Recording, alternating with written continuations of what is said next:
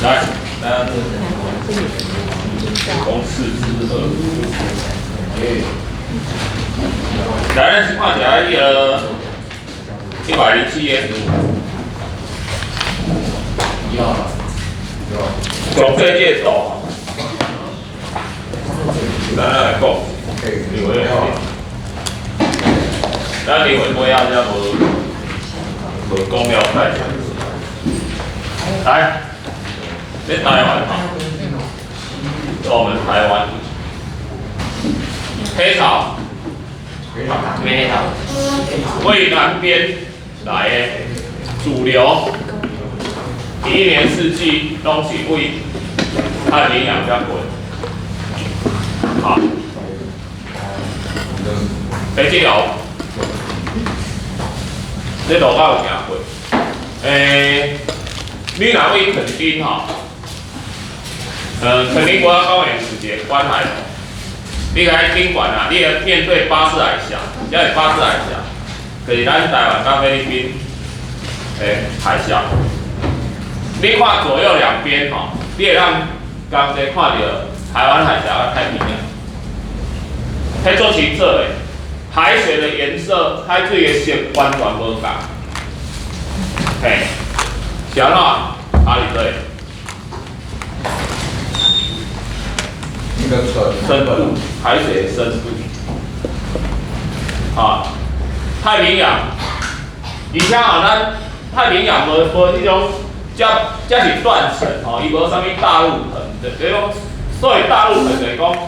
你为海边啊，慢慢啊，一个坡度了你，无，伊这个比较下落啊，所以这个深度的至少几千公尺以上的，它这个台湾海峡根本500都不到，所以那个这边的海水是深蓝的，这边浅蓝，甚至会有点靠近海边的地方还有点绿色。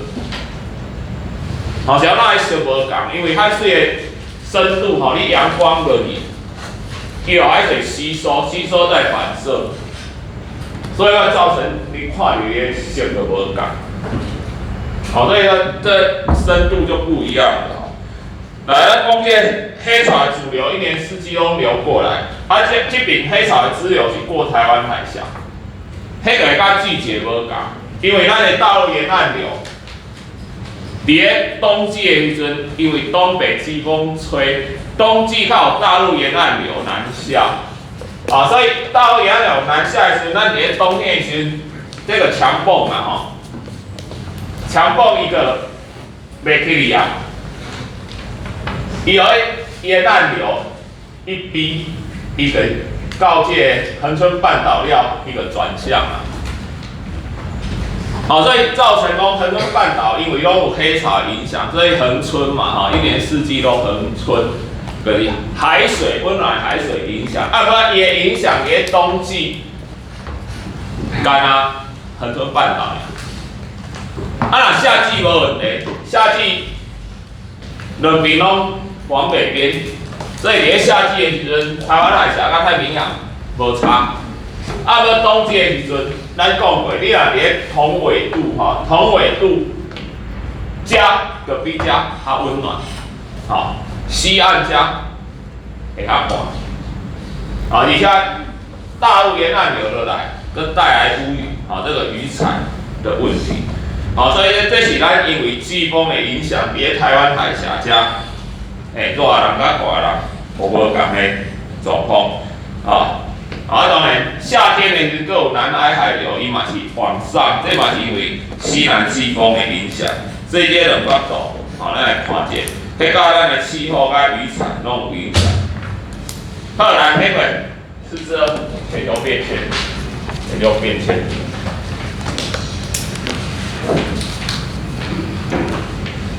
好，现在讲在做氧暖化效应啊，啊。暖化效应，就咱讲的温室效应，哪上面一个温室效应？温室以上，我直接是那个种植物的那个温室。种植物啊。可是我们这边有没有温室啊？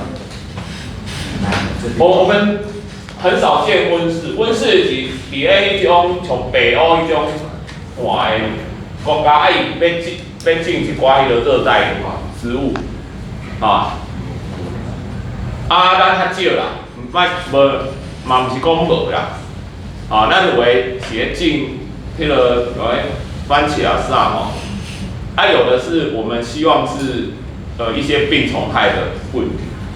不过你若叫温室，主要是温度，它要保留要温度，所以，迄个讲咱地球的大气有，像温室的效果，啥物叫温室的效果？咱的太阳光照落来，有啥物？这个光是一种能量，会安怎发生啥物代志？发黑粉，伊会吸收嘛？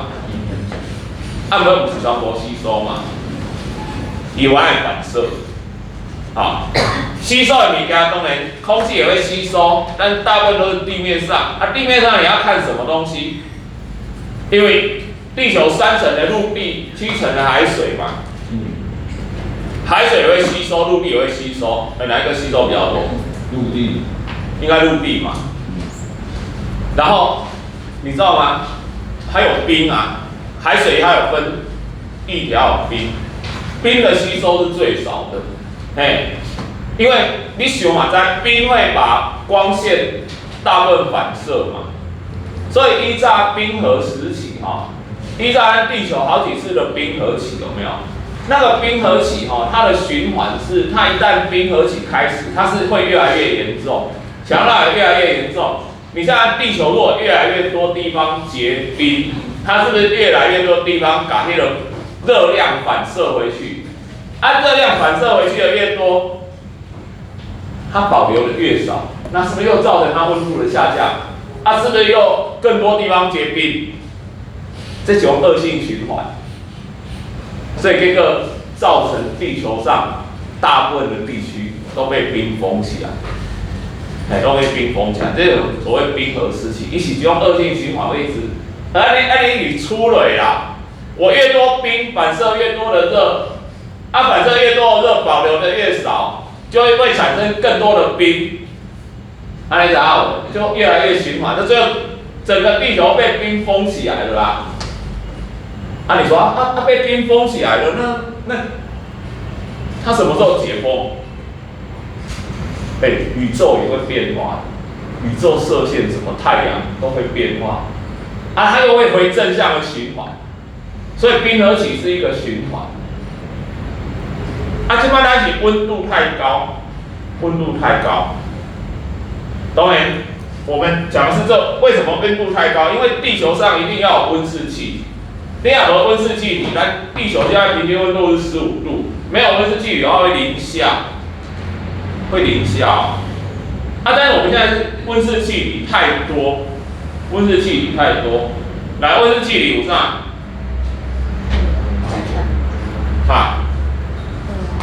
？CO2 嘛，个啥 ？CH4 嘛，甲烷嘛，其实都有一种嘛，温室效应嘛最重要的，就是水汽。不过水汽这个物件甲人为无啥物关系。主要跟人为有关系，因为人的活动增加的就这2种。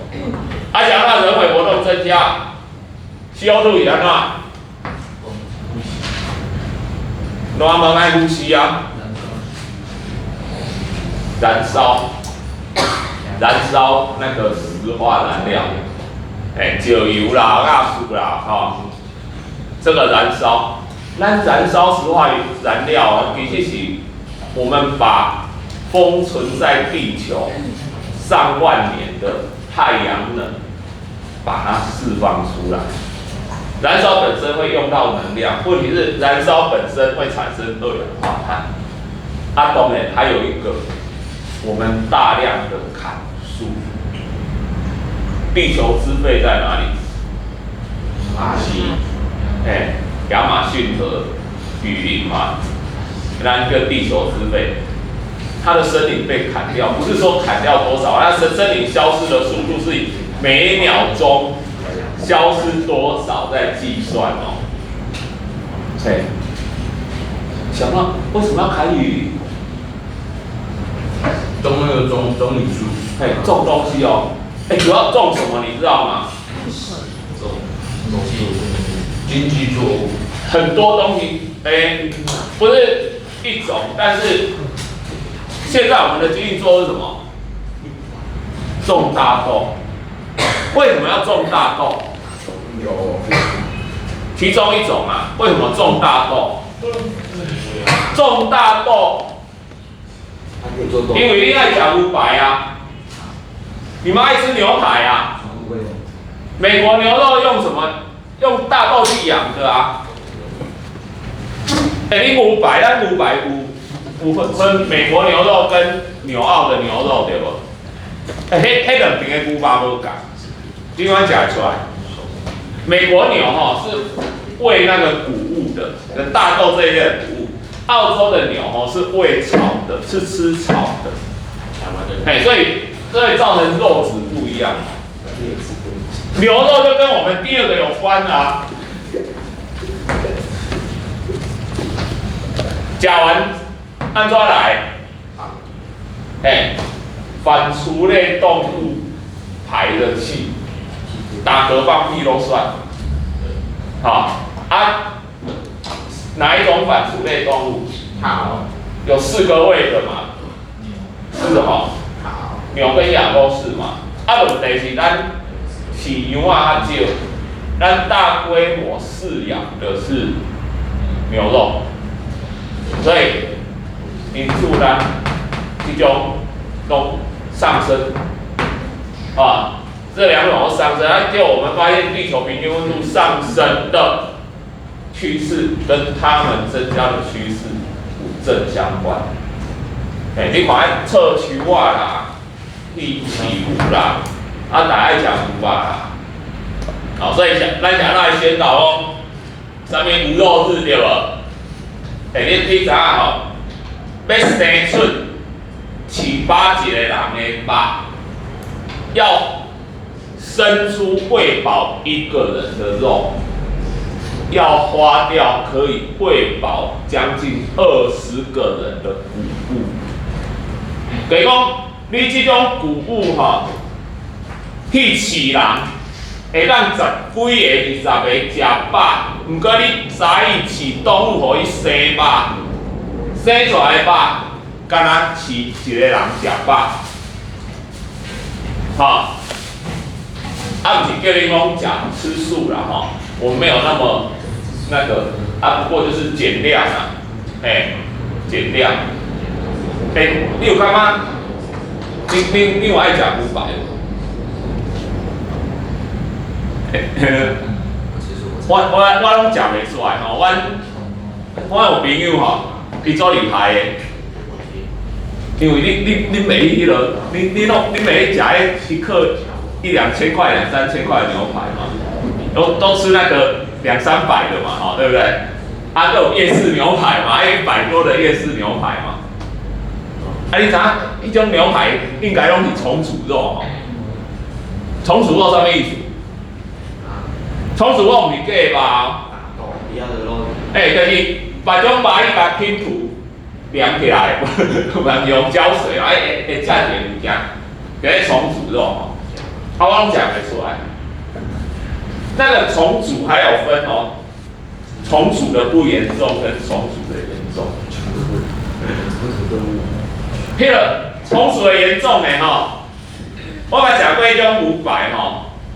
入口即化，不过一种化那个化吃下去哦，你好像在吃汉堡肉一样哦，就是它咬下去哦，你觉得好像是碎肉就整个散开来了，就一点口感都没有。好，你有刚刚奇怪不？我们牛肉哦喜欢吃很嫩，可是我们鸡肉哦。却喜欢吃结实，想嘛呢？牛排你就想要吃那种很嫩的入口即化的，可是咱食的鸡吧，拢食的土鸡啊，是嘛？土鸡爱肉吼，因为肉嫩较结实，动物跟人一样嘛，你的肉软趴趴的，为什么？你没有运动啊，你只要运动，你的肌肉就会结实啊。你没有运动，你的肌肉就软趴趴的啊。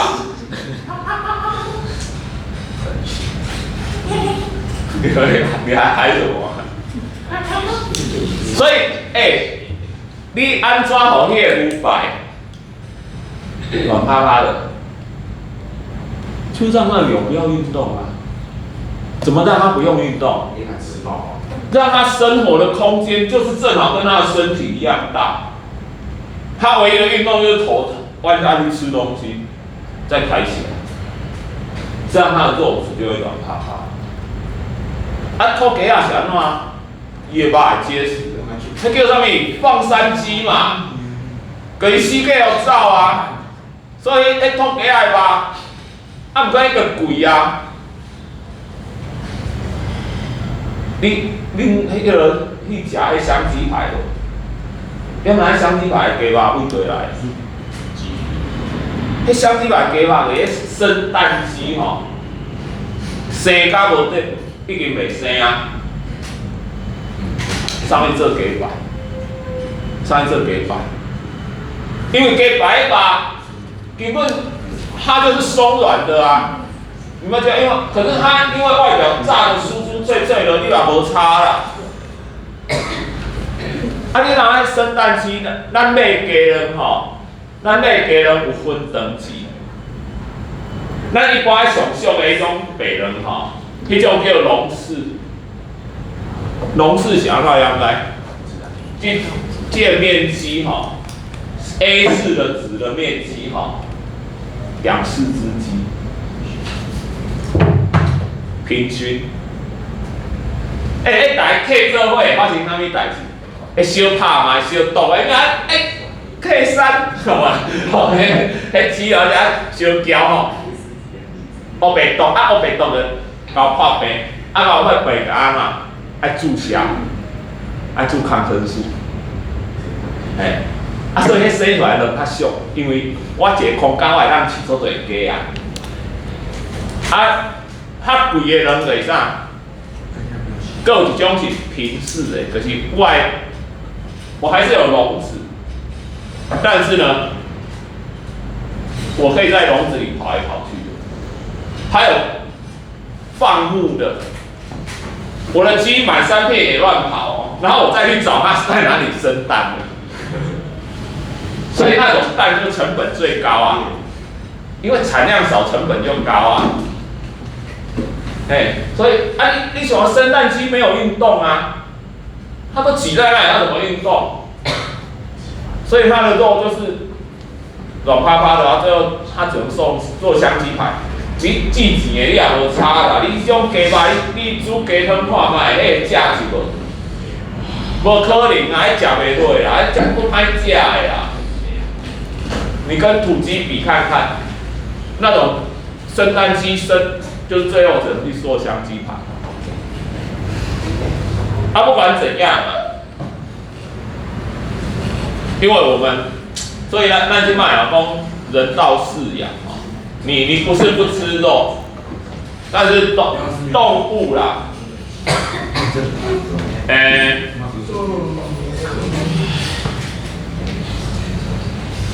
动物提供它的蛋，提供它的肉给我们，当然好歹让它活着的时候不要那么痛，或者宰杀的过程不要那么痛。这是人道精神。那你说这有差？其实有一种说法啦，这个医疗没有证实，就是动物在经过痛苦死亡的时候，它身体会分泌毒素，不是说吃了就会挂掉，但是会不太好。这是一种说法动物让你发救，所以就提倡说宰杀，什么电宰那种，就是无痛苦的死亡，不知不觉他就挂了。比起他在前那个经历很大的痛苦。我们不能否定这一种说法。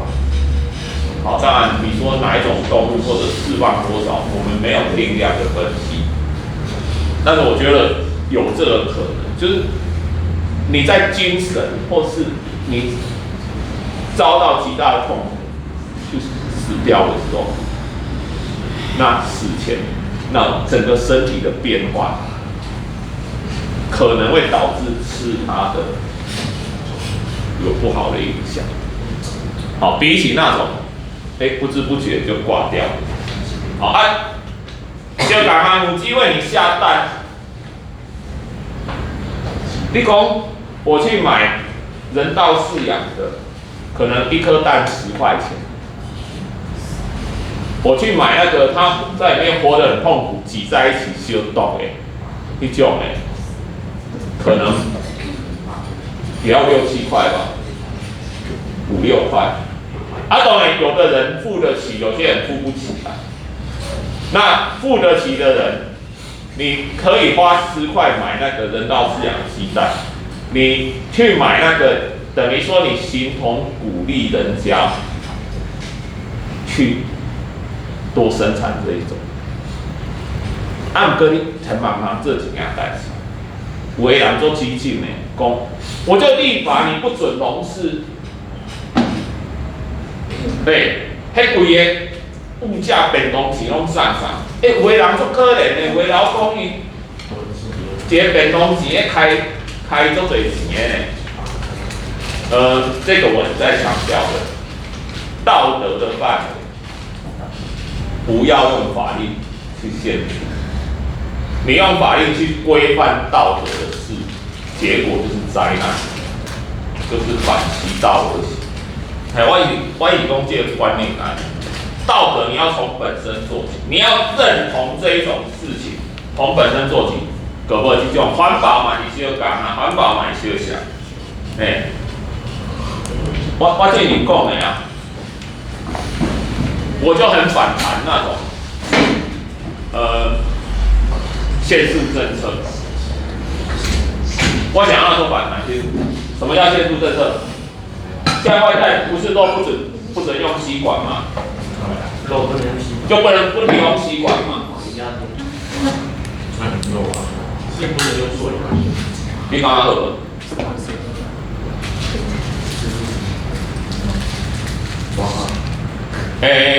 我不用吸管很好啊。来，我来讲哈，我跟你分析一下这个事情。我没有在喝饮料，所以我也不会用到吸管。你跟你想想，这个政策实行下去，我收到了多少根不锈钢吸管当奖品啊？厂家开始做不锈钢吸管哦。你要知影，咱后边讲到的碳足迹，你有听过无？碳足迹就是讲这个物品，它在制造消耗的过程中，它要耗多少的产生多少二氧化碳？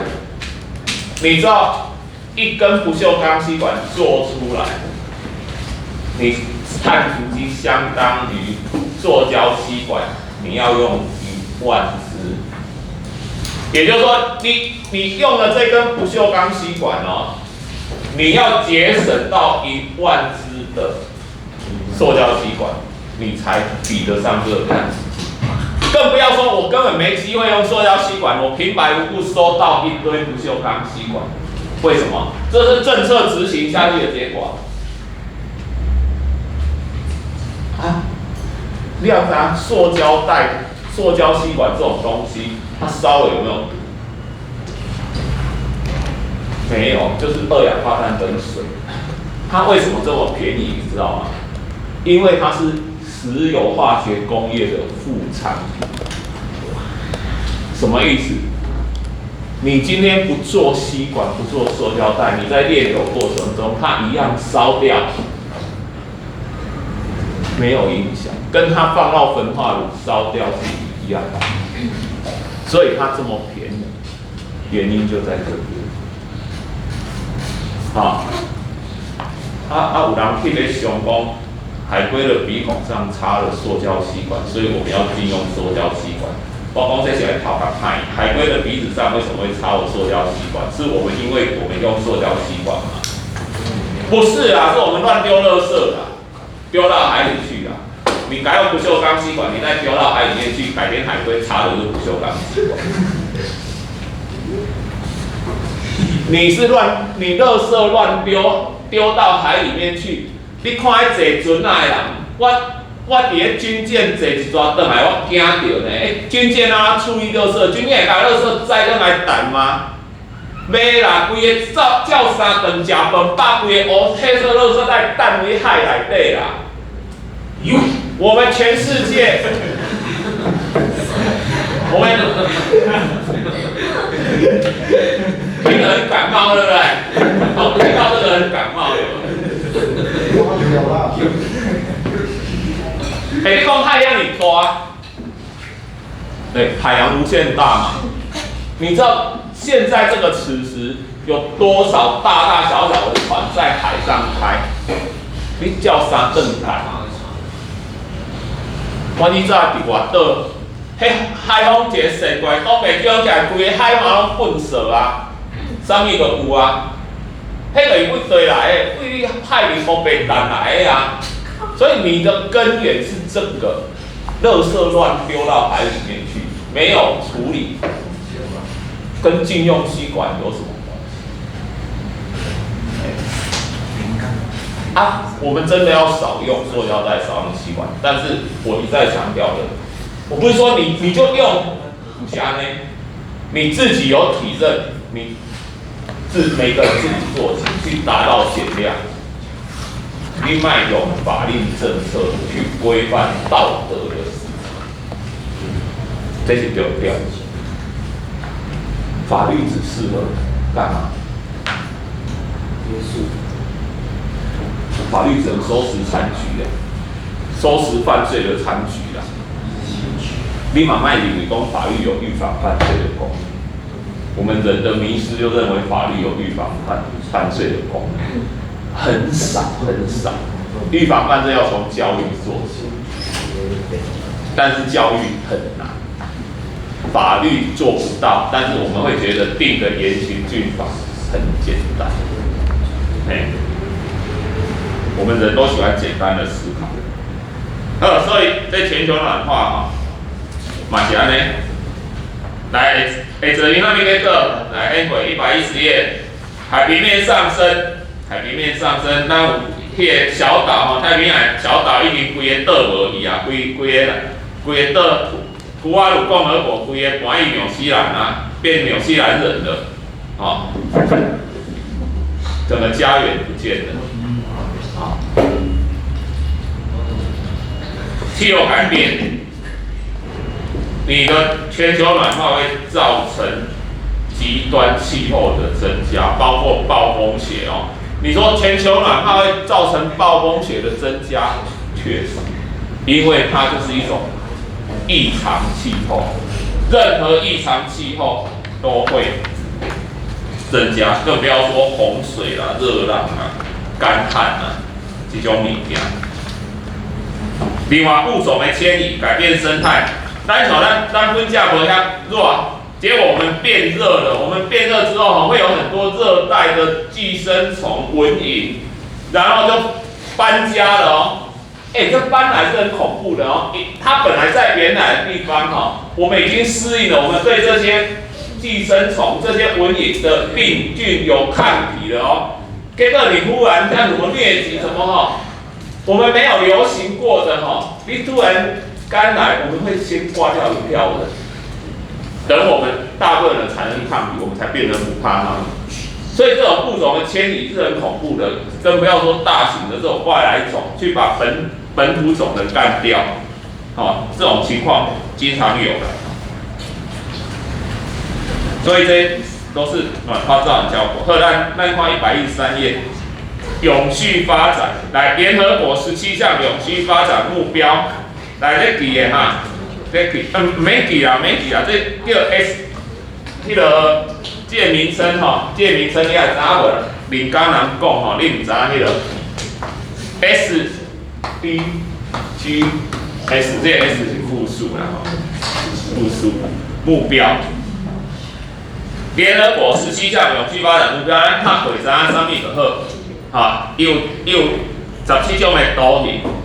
来，第一，消除贫穷；第二，终止饥饿；第三，健康与福祉；第四，教育品质；第五，性别平等；第六，净水卫生；第七，可负担能源；第八，就业与经济发展；第九，产业创新与基础建设；第十，减少不平等；11，永续城市；12，责任消费与生产；13，气候行动；14，海洋生态；15，这个陆域生态；16，和平与正义之路；17，全球伙伴。立伟，你不要看起来说，什么终止饥饿？我跟你讲哈，你今天活着，知道你下一餐吃得到，你已经比全世界90%以上的人幸福。你是顶尖那一层哦，也就是说你不用烦恼你下一餐哦，你可以确定我下一餐有饭吃，你已经打败了90%的人，地球上的90%的人类。你别讲我好呀，你知道你后一顿有饭通食，好，所以那个我们要感恩呐。我蛮常来讲哈，人我们啊，就从你出生到现在10几年的时间，虽然大部分你要知道人类的历史啊，战乱流离失所的时间，跟安居乐业时间相比，你会发现。张老师，欢迎你啊！吓到了。你要知道安居乐业的时间哈，那个比例之少哦，你要会发现，你们是10几年，但我们台湾已经差不多从战乱那个时期，后来要公为民主化还一省啦。这20-30年就好，在人类历史上也是很可贵的。这代表历史，我们随时会在走向战乱流离失所。你不要觉得，我这样和平平静是理所当然的。你有在关心世界局势就知道。这不是个嘿惊的，天下合久必分，分久必合。那个世事久了就会乱，乱了就会有乱。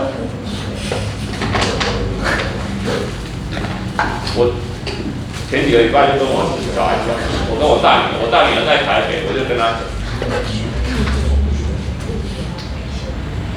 我跟他说，以现在的世界局势，明天一觉起来发生战争都不奇怪。不是一定，但是不奇怪。不要觉得奇怪，不要觉得很简不会发生。明天一觉起，所以我们下一节讲到，不一定是战争。有时候是天灾，当然我们不相信预言，但是我来讲很多预言家都指向这个2025会有很大的地震发生在日本附近。日本附近不是我们附近，我们离日本那么近。各位，我们今天不能说，你这个预言准不准？可是我们本身就是处于地震带921怎么发生？地震我们要多做一下。啊？我有教过，我之前甲你教过啊，地震要不要跑啊？啊？地震到嘿，我讲过了嘛。你如果还在考虑要不要跑的时候，一定不用跑嘛。列别嘞。你今天不会觉得说，今天假设啦，我们在教室上课，忽然大地震了，然後我们那个横梁整个扭曲变成 U 字形，你会不会看着他说我要不要跑？会啊。你在家里拎到碰意这边表地震仪而且你讲一边表，你敢没看你碰意说我现在要不要跑？要跑的时候你一点怀疑都没有。问题是当下你绝对跑不动。要跑的状况，当下你一定跑不动。你还在想说你还在考虑要不要跑的时候，绝对不用跑，就闭眼闭。这你讲搞鬼嘛，防止头部那个嘛，避光灯砸下来，砸到你的头嘛，不是走到桌子下就是拿书包走道嘛。要跑不到怎么办？我来讲，我们的建筑哈。咱厝是安怎遐贵？有一个，就是讲咱修改建筑法规，我们的耐震从921之前只能承受4级，一直改5级、6级要承受，所以咱的钢筋上面拢爱用足济，所以咱的厝是要变遐贵，就是安尼。无，我安尼讲，你的厝内让承受6级的震度，万贵来一个7级的，是毋是随放来？没，它可以撑住第1级，但是第1级撑过去了，这种大地震一定会有余震的啦。搁来一个4级的好啦，有可能就放落来啊，因为第1级已经超过它的承受程度了。这表示你什么时候要跑？当你有困的时阵呐。就是说，那个摇到你连爬都爬不出去了，你先掩蔽完，那时候如果休息停下来，你就要跑了。那么大的地震，你一定要跑。但是最怕就是什么？像你门关的，第当来你无去开门，但你要走这门框里变形啊，你就不知了怕开，知道无？小讲啊，我讲过啊，恁有灾难意识无？921就是做这样困啊一半，屁股抬起来，埋起来不见天日哦。但是人走了就算了哦，人没怎样哦。问题是四周被埋起来了哦。别让动网路，你旁边的东西可以让你撑多久？等人家救援。你旁边有准备东西吗？你没有，你就是饿死跟渴死你有这种灾难意识了。天灾、人祸、战争，在我们这个时代，随时都可能遇见。所以，你就想到每天晚上睡觉前，我手可以拿到的东西，如果我真的因为震灾被埋起来，要等待救援。手电筒买哪？因为你手机爱连边啊嘛，你手机爱连有电嘛，手电嘛。可是我手机都放我妈房间。好，那你要准备手电筒、水嘛、食物嘛。今天我来讲啊，今天如果你睡醒真的说看到新闻，战争发生了，免卡来，外岛被毁了，开战了啊！你知道外面那些全联超商货架绝对被扫空，所有吃的一定被扫空，你就买不到，多久会再买到？不知道，你有这种意识了。你家的存粮够你们全家的吃多久？来，我来一个标准。这黑熊学院来的一块，他定的标准，你背得走的，就是你晚上睡觉，地震也好，战争也好，战争来你要背着，马上政府说要撤到其他地区，赈灾被埋着，你随身那个紧急救难包里面的，要让你撑3天。这3天是你可以背着走，然后让你可以喝可以吃，撑下去活下去3天。在家里的标准3个礼拜，这是最低的。所以你收这你排袂掉。好，啊厝你嘛唔知有遐侪物件下无，啊毋过你至少冻3礼拜，会够分哦。你嘛不一定换成现金哦。你水电有没有？有时候会有，有时候没有。你这吃的还包括说你需不需要去煮，需不需要用水、用电、用瓦斯去煮，还是你可以直接开起来，饼干什么直接吃的？咱来想这个物件呢，这个优化意思，因为你不能去阻止地震战争的发生，但是你可以做的就是，它一旦发生，你有准备，这是你可以做的。你不要整天担心说啊，地震啊、震惊啊、变安啊，整天惶惶恐恐，没有必要。人活着，好好活着，但是好好的准备。哼，想分吗？